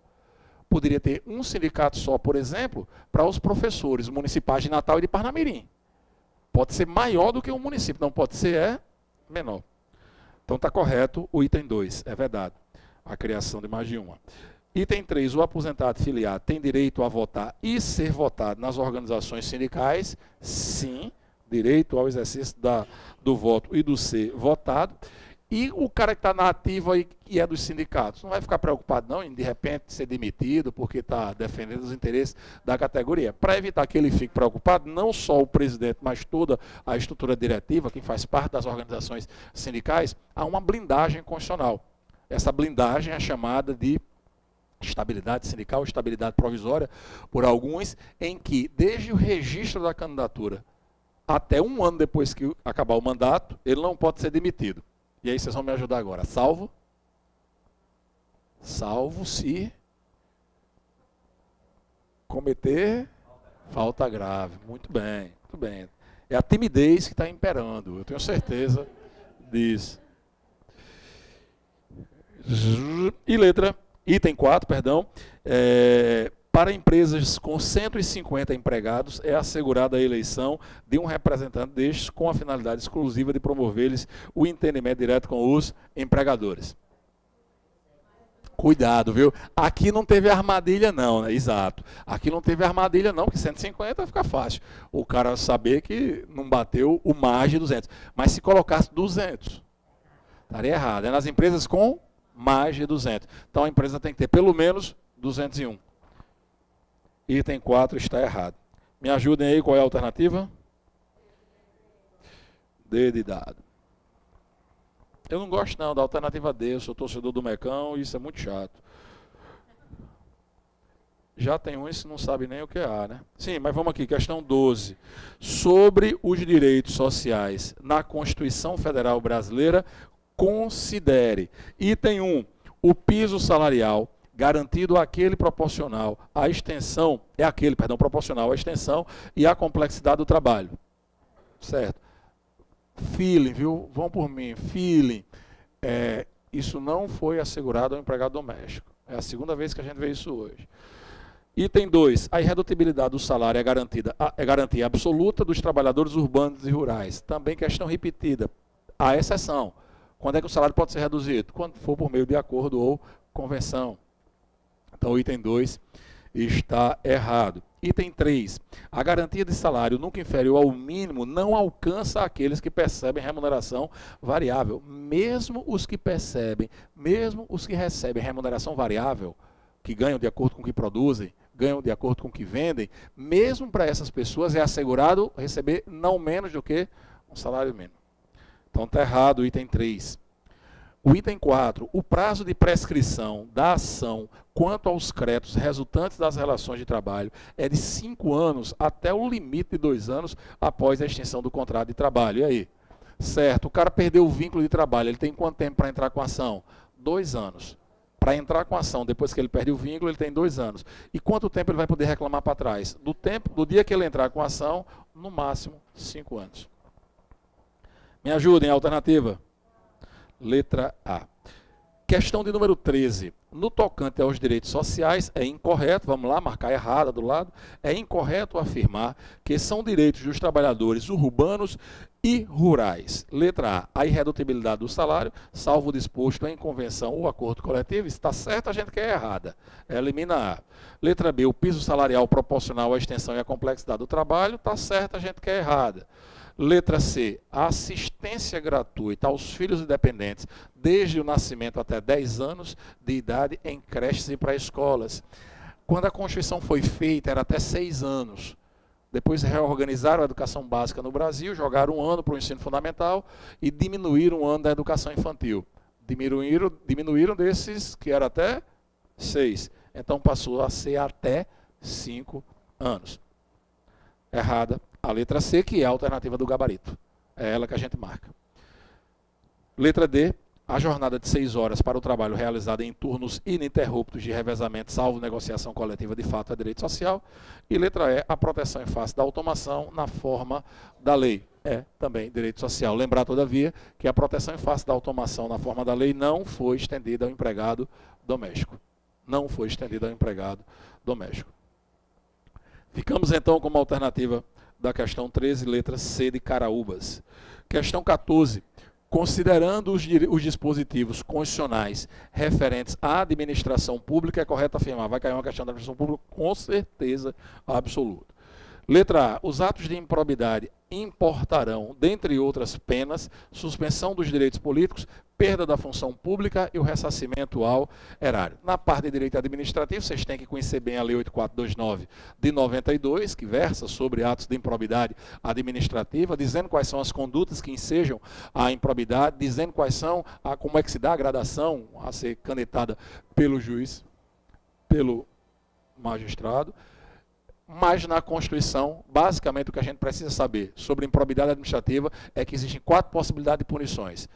Perda da função que o cara ocupa, suspensão dos direitos políticos, indisponibilidade dos bens e ressarcimento ao erário. Pronto, essas são as 4 sanções mencionadas no texto da Constituição e podem ter, de repente, alargadas por meio de lei. Então, letra A, os atos de improbidade importarão, dentre outras penas, a suspensão dos direitos políticos, perda da função pública e o ressarcimento ao erário, está correto. Essa é a alternativa a ser marcada. Cuidado que, às vezes, a alternativa ela vem com todas as palavras certas, mas em locais errados. Perda da função pública, suspensão dos direitos políticos. Como alternativa errada vai vir suspensão da função pública e perda dos direitos políticos. Não, improbidade não gera perda, muito menos cassação, que é proibido. Improbidade gera suspensão dos direitos políticos. Letra B. A letra A é a do gabarito da 14. Letra B. A proibição de acumular cargos prevista na Constituição Federal não se estende aos empregos e funções das empresas públicas e sociedades de economia mista. Vamos combinar. Regra geral é que o sujeito só ocupe um cargo ou emprego na administração pública brasileira. E essa regra geral, ela vale também para a administração indireta. Com isso eu respondo a questão. Então a regra é que o cara ocupe apenas um cargo ou emprego público na administração brasileira, seja direta, seja indireta. De modo que, via de regra, é proibida a acumulação de cargos. Mas nós temos exceções. As exceções que caem na nossa prova são 4. As 3 primeiras estão no inciso 16 do artigo 37, e a última está no artigo 38. Quais são as 3 primeiras? É possível acumular 2 cargos de professor. Segunda, é possível acumular um de professor com um técnico ou científico. Terceira possibilidade, 2 cargos de profissionais de saúde com profissões regulamentadas. E o último caso é a permissão da acumulação do cargo eletivo de vereador com o cargo ou emprego que o cara ocupe no âmbito da estrutura pública brasileira. Agora, em todos esses casos, há algo em comum. Obrigatoriamente tem que haver compatibilidade de horários. Então é uma premissa, não basta preencher esses casos, tem que ter compatibilidade de horários. Então, relendo a letra B, a proibição de acumular cargos prevista na Constituição não se estende aos empregos e funções das empresas públicas e sociedades de economia mista. Se estende, está errado. Vale para a administração indireta também. Letra C, as autarquias... Sim. Outra coisa, o teto remuneratório. Vale também para as empresas estatais? Vale também, por exemplo, para a sociedade de economia mista? Se essa entidade não receber recursos públicos para despesas de pessoal ou para custeio em geral, se ela não receber, não vale a regra do teto constitucional para elas. Então, se cair na tua prova, quando determinada sociedade de economia mista não recebe um centavo sequer do governo para manutenção, para custeio, para despesa de pessoal, por exemplo, custeio de despesa de pessoal, pode um dos seus empregados ganhar mais do que o ministro supremo? Pode. Ok?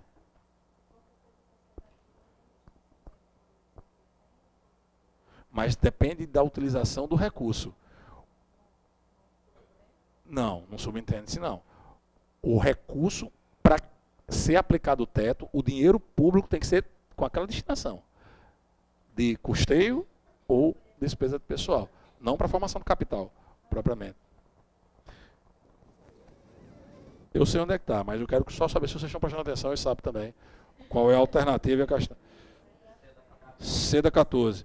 Vamos lá. As autarquias serão criadas por decreto presidencial específico, que será submetido ao Congresso Nacional para apreciação. As autarquias são criadas por lei. As autarquias são criadas por lei específica. E empresas públicas, sociedades de economia mista e fundação. A lei autoriza, né, uma autorização legislativa. Letra C desse modo está errada. Letra D, são imprescritíveis os ilícitos que causem prejuízo ao erário, bem como as respectivas ações de ressarcimento pelo texto constitucional. O que é imprescritível é a ação de ressarcimento. Se bem que o Supremo deu uma limitada nessa teoria, mas de todo modo tem um erro nessa questão. Qual é o erro dessa questão? É dizer que são imprescritíveis os ilícitos. Na verdade, os ilícitos prescrevem. Se o cara não for punido dentro do prazo, ele vai ficar mangando da administração pública. Então está errado ao afirmar que é imprescritível o ilícito. O ilícito prescreve. E letra E, um dos temas que eu acho mais repetidos na administração pública, e a gente não pode cair na armadilha. Os vencimentos dos cargos do Poder Judiciário e do Poder Executivo não poderão ser superiores aos pagos pelo Poder Legislativo. Depois vejam o artigo 5º, o artigo 37, perdão, 11, que dá a estrutura geral do teto remuneratório, e veja na sequência o 12, que trata disso aqui. O 12, até certo ponto, contradiz o 11. Mas para a prova a gente vai levar, do jeito que está lá. E do jeito que está lá, ele diz que não é possível ter vencimentos superiores no Poder Legislativo e no Poder Judiciário aos pagos no Poder Executivo. É uma mentira, mas está lá, escrito, que a gente vai levar para a prova. Ficamos... exatamente para cargos similares. É exatamente para isso, mas só que não está escrito lá que é para cargos similares. Aí às vezes dá a entender, sobretudo porque vem imediatamente após ao inciso, que diz que o teto remuneratório é o valor pago aos ministros do Supremo. Né? Fica meio incongruente. Mas você tem razão, é exatamente essa a explicação. Isso vale para os cargos inferiores similares. Questão de número 14, ficamos com a letra A. Né? 15. Sobre servidores públicos no sistema constitucional brasileiro, é incorreto afirmar, vamos marcar errada. Letra A, durante o prazo improrrogável previsto no edital de convocação, aquele aprovado em concurso público de provas ou de provas e títulos será convocado com prioridade sobre novos concursados para assumir cargo ou emprego na carreira. Está correto. Não assegura que o cara vai ser chamado, mas se for chamado, é para ser prioritariamente convocado quem primeiro foi aprovado. Está correto, a gente quer errada. Letra B, são garantidos ao servidor público civil o direito à livre associação sindical e o direito de greve. Correto. Militares, proibido os dois, viu? Militar não pode se filiar a sindicato, militar não pode fazer greve. Isso aqui é assegurado aos servidores públicos civis. Correta a letra B, a gente quer a errada. Letra C, é vedada a vinculação ou equiparação de quaisquer espécies remuneratórias para o efeito de remuneração de pessoal do serviço público. Imagina aí, se o Congresso Nacional resolve fazer uma lei atrelando o meu subsídio ao subsídio dos delegados de Polícia Federal, vinculando um ao outro, essa lei é inconstitucional. Porque a Constituição diz que é proibido, que é vedada a vinculação ou equiparação de quaisquer espécies remuneratórias. Então está correta a letra C, vamos embora atrás da errada. Letra D, os servidores fiscais da administração fazendária terão, dentro de suas áreas de competência e jurisdição, precedência sobre os demais setores administrativos. O fisco tem precedência, essa é a palavra-chave. Está correto a letra D. Sobrou a letra E, tem que ser ela, para ser a errada. A estabilidade do servidor público nomeado por concurso público é imediata, a posse e efetiva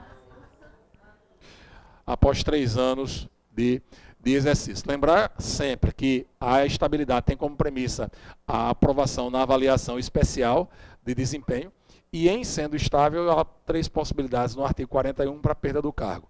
No artigo 41, não vou nem falar da 169, do artigo 169, mas no artigo 41, sentença judicial transitada em julgado, processo administrativo assegurada ampla defesa e avaliação periódica de desempenho nos termos de lei complementar. 15, letra E é incorreta. 16. Abigail, professora concursada da rede pública de ensino de determinado município, resolve concorrer ao cargo de vereadora, para o qual culmina por ser eleita. Em face de tal situação, à luz da disciplina constitucional da matéria, Abigail é professora municipal, servidora pública do município. Pode se candidatar a cargo eletivo? Pode. E se ganhar, ela vai poder acumular os cargos? Depende. Depende de quê? Depende do cargo. A questão falou do cargo de vereador. Então, ela pode. Só tem que preencher a premissa de compatibilidade de horários. Então, ela pode acumular o cargo de vereadora com o cargo de professora, desde que haja compatibilidade de horários. A alternativa a ser marcada é essa. Me ajudem. Somente poderá acumular, B de bola, somente poderá acumular o cargo e mandato eletivo, bem como os respectivos vencimentos, se houver compatibilidade de horários. Está correto. Se não houver compatibilidade de horários, eu acho difícil ela optar por essa situação, que eu vou dizer, mas se não houver compatibilidade de horários, ela pode optar por receber o salário de professor, certo? Do município. Infelizmente, é difícil acontecer isso. Mas como é vereador, é bem provável que tenha compatibilidade. Vereador no município, pequeno, vamos assim imaginar. A pobre da Abigail recebeu os 2. Estou com pena dela. Letra B, alternativa correta da 16. 17. Daniela é Daniela, não é Daniel. Isso muda a resposta. É Daniela, é mulher, não é Daniel. Daniela é servidora pública titular de cargo efetivo da União e está pensando em se aposentar quando preencher os requisitos constitucionais. Daqui a pouco vai ficar só pensando mesmo. Considerou hipoteticamente ter completado 57 anos de idade.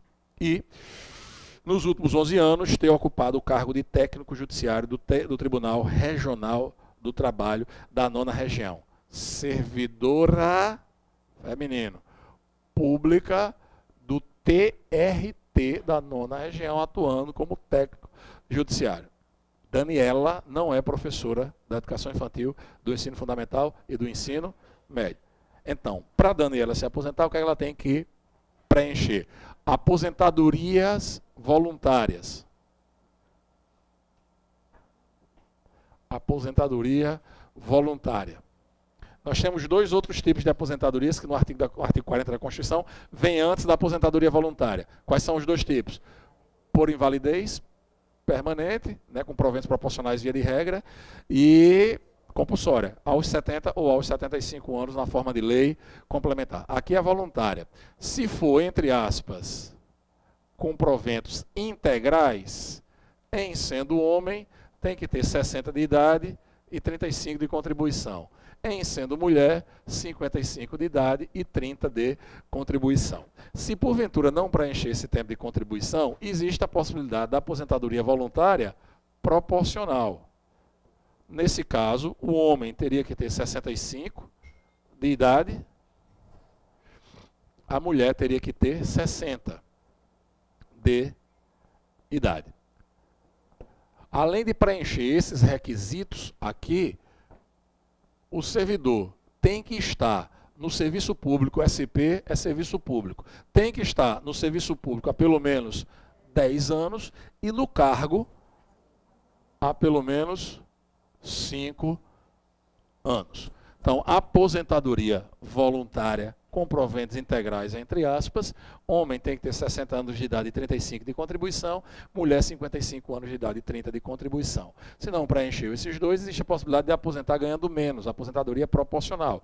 Mas aí o homem tem que ter 65 de idade, a mulher tem que ter pelo menos 60, e para ambos os casos tem que estar no serviço público há pelo menos 10 e no cargo efetivo em que vai se dar a aposentadoria há pelo menos 5 anos. Estamos falando de Daniela, então elimina a parte que envolve homem. Estamos falando aqui de uma pessoa que tem 57 anos de idade. Para aposentadoria integral, ela preencheu os requisitos. Tem 55, existe 55, ela tem 57. Passou 10 anos no serviço público e 5 anos no cargo. Faz 11 que ela está no mesmo cargo. Preencheu de uma lapada só os dois. Pode se aposentar, então, voluntariamente? Pode, mas tem que ter pelo menos 30 anos de contribuição. É para ser essa a alternativa. Quem já achou aí? Letra A, poderá se aposentar, tem um gabarito também aqui, poderá se aposentar, não que vocês tenham visto, poderá se aposentar voluntariamente desde que tenha no mínimo 30 anos de contribuição. Pessoal, aqui vamos esquecer as alternativas. Aqui mencionou que era Daniela, de um TRT. Se fosse Daniela, professora, aí é que dava, né? 5 anos a menos na idade e 5 anos a menos no tempo de contribuição. Educação infantil, ensino fundamental e do ensino médio. Essa possibilidade de redução não se aplica ao ensino superior. Resolvi 17, letra A. Questão 18. Sobre as questões envolvendo a nacionalidade brasileira, de acordo com a Constituição Federal, letra A. Para a aquisição da nacionalidade brasileira, são exigidas aos cidadãos originários de países de língua portuguesa apenas residência por 1 ano ininterrupto e idoneidade moral. E aí, gente? Nós temos 2 tipos básicos de naturalização previstos na Constituição. Existem outras fora da Constituição que não caem na nossa prova. Estão na lei de imigração, não caem na nossa prova. Para a nossa prova, 2 tipos que a gente tem que memorizar. A naturalização ordinária, que é voltada a originários que falam, de países que falam a língua portuguesa, que é a da questão. Tem que estar no Brasil há pelo menos 1 ano e ter idoneidade moral. E uma segunda, que é a naturalização extraordinária ou quinzenária, que vale para qualquer estrangeiro que mora no Brasil há mais de 15 anos e que não tenha condenação penal. Mais de 15 anos e não tendo condenação penal, aí pode, requerendo, ter concedido. Se requerer, tem que conceder, né, na verdade. Essa daqui não, essa daqui é discricionária. Mas está correta a letra A, alternativa da 18. Letra B. Para a aquisição da nacionalidade brasileira, os estrangeiros de qualquer nacionalidade devem requerê-la e demonstrar que residem na República Federativa do Brasil há mais de 5 anos ininterruptos e que não é mais de 5, é mais de 15 e que não possuem condenação penal, salvo os cidadãos originários de países de língua portuguesa. Né? Tratamos desse, mas o erro aqui da questão é falar em mais de 5 quando era mais de 15. Letra C. São brasileiros natos, os nascidos na República Federativa do Brasil, ainda que de pais estrangeiros, mesmo que estes estejam a serviço de seu país. Não, se tiver a serviço do seu país, o filho vai ser nascido aqui no Brasil, mas não será brasileiro nato. Letra D. Podem ser ministros do STF os brasileiros natos e naturalizados. Naturalizados, não. Ministro do STF é um dos cargos privativos de brasileiros natos. Letra D, letra E, a Constituição Federal veda a ocupação de cargos públicos por estrangeiros. Caiu uma questão dessa na prova lá da OCP do Espírito Santo, da Polícia Civil. É possível, sim, o acesso de cargos públicos no Brasil, tanto a brasileiros como para estrangeiros na forma da lei. As universidades são exemplo disso. Errada a letra E.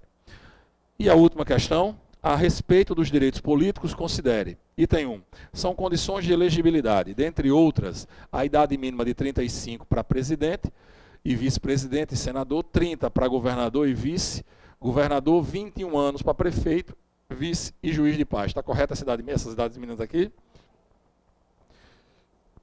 Sim, estão corretas.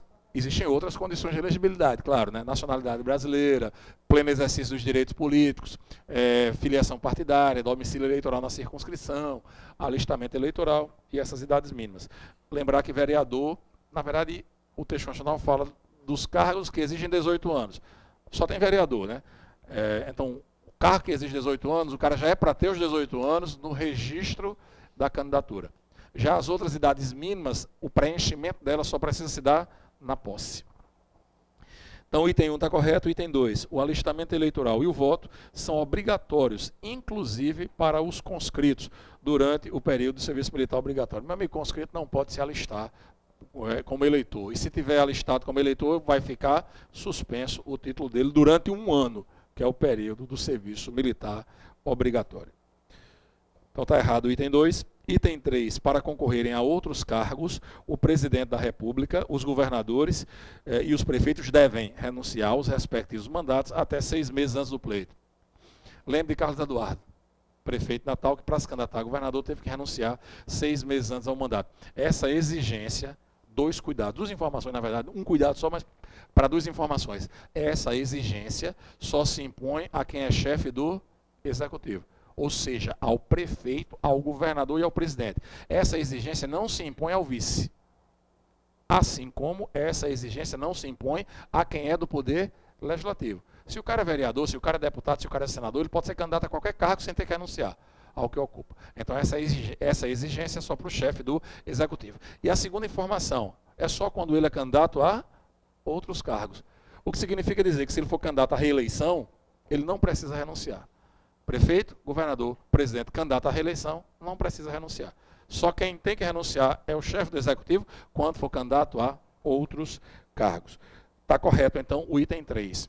E o item 4 são inelegíveis no território de jurisdição do titular o cônjuge e os parentes consanguíneos ou afins até o 2º grau ou por adoção do presidente da República, do governador de estado ou território, do Distrito Federal, do prefeito e de quem os haja substituído dentro dos 6 meses anteriores ao pleito, salvo se já titular de mandato eletivo e candidato à reeleição. Sou prefeito de Caraúbas, tenho um filho meu que já é vereador de Caraúbas. Eu sendo prefeito de Caraúbas, esse meu filho, parente em 1º grau, pode ser candidato lá? Pode, porque ele já era vereador. Aí ele pode ser candidato à reeleição. Caso concreto hoje, o presidente da República tem um filho senador pelo Rio, tem um outro filho deputado federal por São Paulo e tem um outro filho vereador no Rio de Janeiro. Próximo ano, 2020, nós teremos eleição municipal. A circunscrição eleitoral de Jair Bolsonaro é o país todo. Então, via de regra, cônjuge e parentes consanguíneos ou afins, inclusive por adoção dele, até o 2º grau, não podem se candidatar em nenhum local do país. Então, via de regra, um filho de Jair Bolsonaro não pode ser candidato a vereador em 2020, não pode ser candidato a prefeito e a vice-prefeito em 2020. Mas tem uma exceção. Qual é a exceção? Carlos Bolsonaro. Por quê? Porque ele já é vereador no Rio de Janeiro. Aí ele pode ser candidato a reeleição. Reeleição, viu? É vereador para vereador lá no Rio. Se ele quiser ser candidato a prefeito, não pode. Só se o pai renunciar. Eu acho que não vai acontecer isso não. Sucesso para vocês de casa, vocês de sala, tudo de bom. Sigamos firmes.